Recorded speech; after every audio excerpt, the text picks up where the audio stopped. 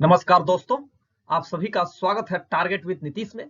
दोस्तों, आज के इस एपिसोड में हम BPSC previous year question paper ancient history से जो प्रश्न पूछे जा चुके हैं उसी के पार्ट 3 को देखेंगे। तो आइए शुरू करते हैं आज का ये महत्वपूर्ण भाग। मेरा नाम है नीतीश कुमार। पहला प्रश्न है, दक्षिण भारत के मंदिरों के आकर्षक द्वार क्या कहलाते हैं? ऑप्शन ए है शिखर, ऑप्शन बी है गोपुरम, ऑप्शन सी है देवालय, ऑप्शन डी है मंडपम और ऑप्शन ई है इनमें से कोई नहीं या इनमें से एक से अधिक। दक्षिण भारत के मंदिरों के आकर्षक द्वार जो हैं वो गोपुरम के नाम से जाने जाते हैं। तो क्वेश्चन नंबर 1 का सही उत्तर हो जाएगा बी। क्वेश्चन नंबर 1 का सही उत्तर क्या हो जाएगा? B number, gopuram. गोपुरम की अगर बात करें तो दक्षिण के मंदिरों के आकर्षक द्वार गोपुरम कहलाते हैं। पांड्यों, चोलों के समय में द्रविड़ शैली जो है आप जानते हैं विकसित हुई। पांड्य काल में मंदिर छोटे होते थे किंतु उनके प्रांगण जो होते थे के चारों ओर अनेक प्राचीर बनाए जाते थे। इनके प्रवेश द्वार को क्या कहा जाता था? गोपुरम कहा जाता था। भव्य, विशाल और प्रचुर मात्रा में शिल्पकारिता से अलंकृत होते थे। चोल काल किसके लिए प्रसिद्ध था? ऑप्शन ए है ग्राम पंचायत, ऑप्शन बी है राष्ट्रकूट राजवंश के साथ युद्ध, ऑप्शन सी है श्रीलंका के साथ व्यापार, ऑप्शन डी है तमिल संस्कृति और ऑप्शन ई है इनमें से कोई नहीं या इनमें से एक से अधिक। चोल काल किसके लिए प्रसिद्ध था? तो चोल काल की सबसे उल्लेखनीय विशेषता जो ऑटोनॉमस ग्रामीण संस्थाएं थीं उनका संचालन किया जाना था। ग्राम पंचायत जो है चोल काल में सर्वाधिक प्रसिद्ध था। उत्तर मेरूर एक जगह है जो तमिलनाडु के कांचीपुरम जिला में पड़ता है। यहां से अभिलेख प्राप्त हुआ है जो ग्राम सभा के कार्यों आदि का विस्तृत वर्णन करता है। तो क्वेश्चन नंबर 2 का सही उत्तर हो जाएगा ग्राम पंचायत। ए नंबर इसका सही उत्तर हो जाएगा। अगला प्रश्न, हर्षचरित्र नामक पुस्तक किसने लिखी? ऑप्शन ए है आर्यभट्ट, ऑप्शन बी है वाणभट्ट, ऑप्शन सी है विष्णुगुप्त, ऑप्शन डी है परिमल गुप्त। तो हर्षचरित्र नामक पुस्तक जो है उसकी रचना वाणभट्ट ने की थी। हर्षचरित्र पुस्तक से जो है वर्धन वंश के इतिहास के बारे में जानकारी मिलती है। अगर आर्यभट्ट की बात की जाए तो आर्यभट्ट जो है भारत के एक प्रसिद्ध खगोल शास्त्री थे। विष्णुगुप्त आप जानते हैं कि जो चंद्रगुप्त था उसका ही नाम है। आगे बढ़ते हैं, उस स्रोत का नाम बतलाएं जो प्राचीन भारत के व्यापारिक मार्गों पर मौन है। ऑप्शन ए है संगम साहित्य, ऑप्शन बी है मिलिंद पन्हो, ऑप्शन सी है जातक कहानियां, ऑप्शन डी उपरोक्त सभी।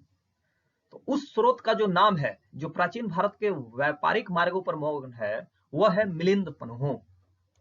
इसके अलावा जितने भी पुस्तक का यहाँ नाम दिया गया है, संगम साहित्य, जातक कहानियां, ये सभी जो है प्राचीन भारत के व्यापारिक मार्गों पर मौन नहीं है।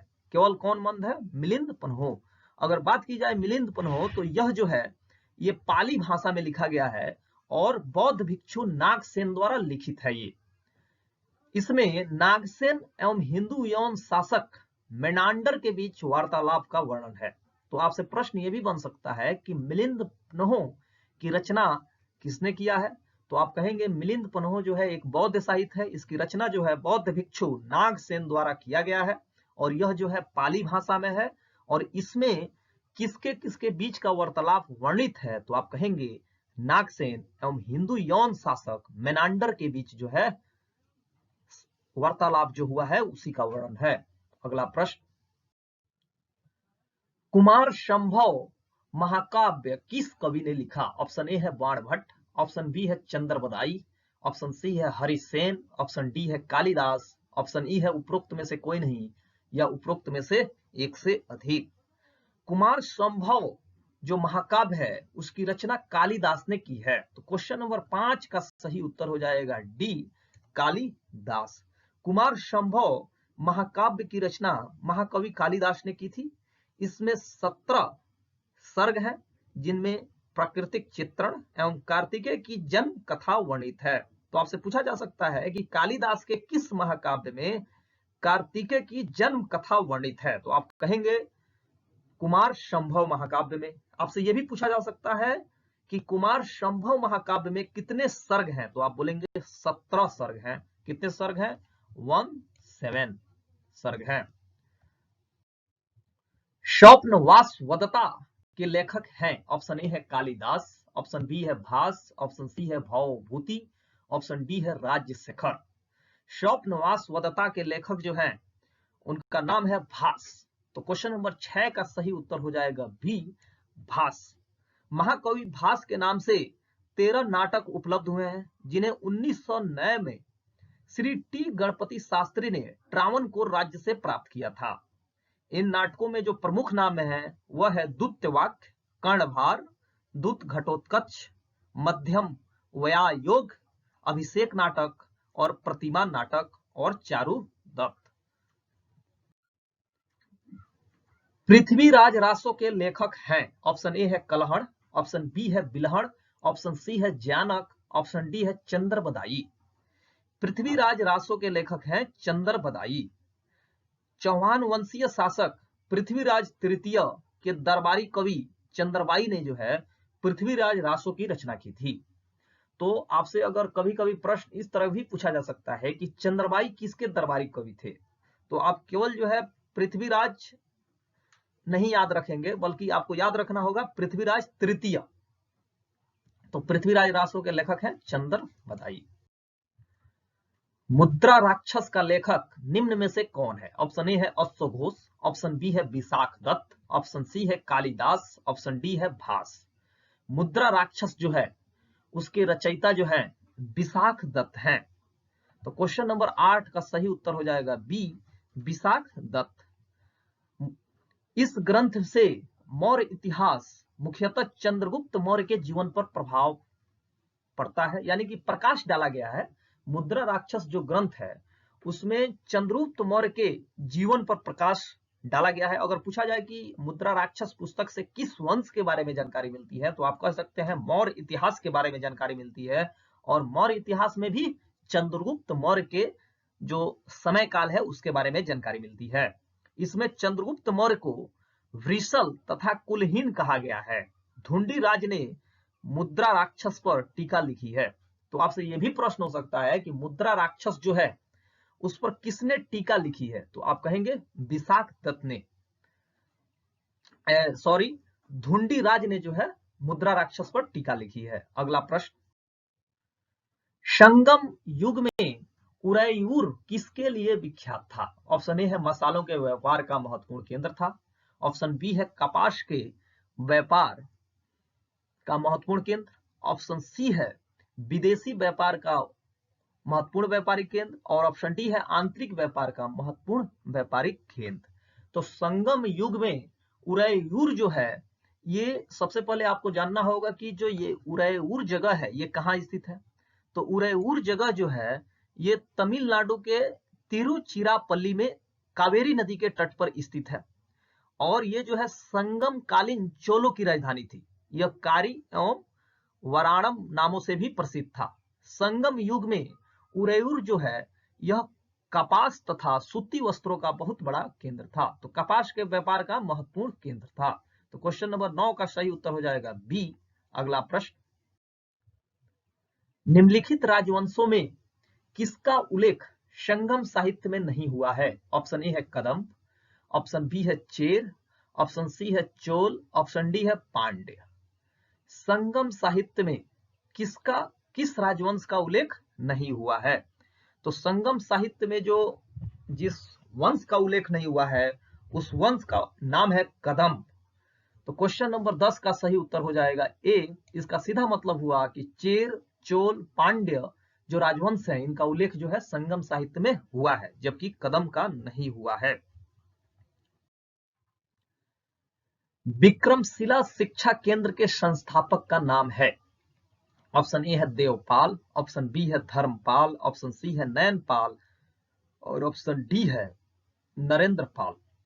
आप जानते हैं कि विक्रमशिला शिक्षा केंद्र जो है यह बिहार के भागलपुर जिले में स्थित है। इसकी स्थापना पाल वंश के शासक धर्मपाल ने की थी। दीपंकर श्रीज्ञान जो उपाध्याय अतिश के नाम से भी प्रसिद्ध थे, यहाँ के सर्वाधिक प्रसिद्ध विद्वान थे, ये तिब्बत भी गए थे। तो दीपंकर श्रीज्ञान जो है विक्रमशिला शिक्षा केंद्र के बहुत ही प्रसिद्ध विद्वान थे और पाल शासक धर्मपाल ने जो है इसकी स्थापना की थी। तो क्वेश्चन नंबर 11 का सही उत्तर हो जाएगा बी। अगला प्रश्न, ऋग्वेद संहिता का 9वां मंडल पूर्णतः किसको समर्पित है? ऑप्शन ए है इंद्र और उसका हाथी, ऑप्शन बी है उर्वशी एवं स्वर्ग, ऑप्शन सी है पौधों और जड़ी बूटियों से संबंधित देवतागण, ऑप्शन डी है सोम और स्पे पर नामाकृत देवता। तो क्वेश्चन नंबर 10 का सही उत्तर हो जाएगा डी।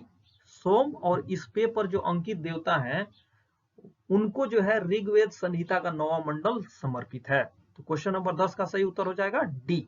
दोस्तों, आज के इस पहले एपिसोड में हम 10 प्रश्न को ही कवर कर रहे हैं, लेकिन अगला जो एपिसोड आएगा उसमें हम 25 प्रश्न आपको लाएंगे और जो 6वीं बीपीएससी होने वाली है उसके पहले जो है मैं आपको जो है जो प्रीवियस ईयर क्वेश्चन है उन सभी को दिखा दूंगा कि कौन कौन से प्रश्न आए हैं।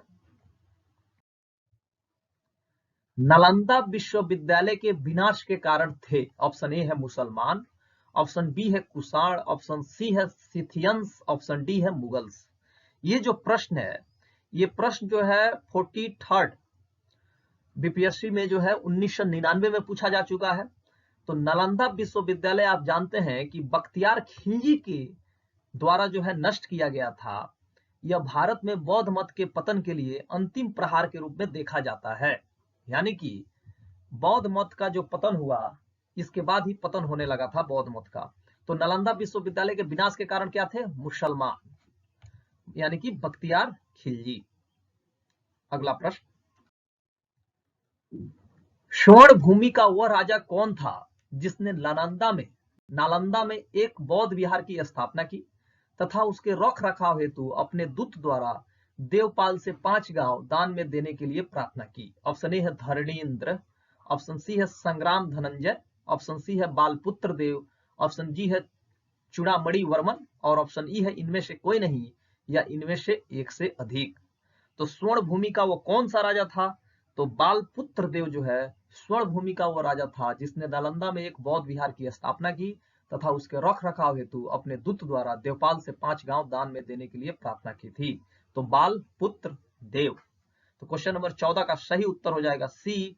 और ये जो क्वेश्चन है ये काफी इंपॉर्टेंट है और 2018 में जो है पूछा जा चुका है ऑलरेडी ये क्वेश्चन। तो इसलिए इस पे फोकस कीजिएगा कि स्वर्ण भूमि का वह राजा कौन था जिसने नालंदा में एक बौद्ध विहार की स्थापना की तथा उसके रख रखाव हेतु अपने दूत द्वारा देवपाल से 5 गांव दान देने के लिए प्रार्थना की थी। तो बालपुत्र देव। सैंड्रोकट्स से चंद्रगुप्त मौर्य की पहचान किसने की? ऑप्शन ए है विलियम जोन्स, ऑप्शन बी है वी स्मिथ, ऑप्शन सी है आर.के. मुखर्जी और ऑप्शन डी है डी.आर. भंडारकर। तो सैंड्रोकोट से चंद्रगुप्त मौर्य की पहचान जो है विलियम जोन्स ने की थी। तो क्वेश्चन नंबर 15 का सही उत्तर हो जाएगा ए। तो दोस्तों, ये रहा आज का महत्वपूर्ण भाग। कैसा लगा आपको प्रीवियस ईयर क्वेश्चन पेपर्स का ये डिस्कशन? आप कमेंट सेक्शन के माध्यम से जरूर बताइएगा। इस एपिसोड से चाहूंगा इजाजत, तब तक के लिए शुभ विदा, नमस्कार।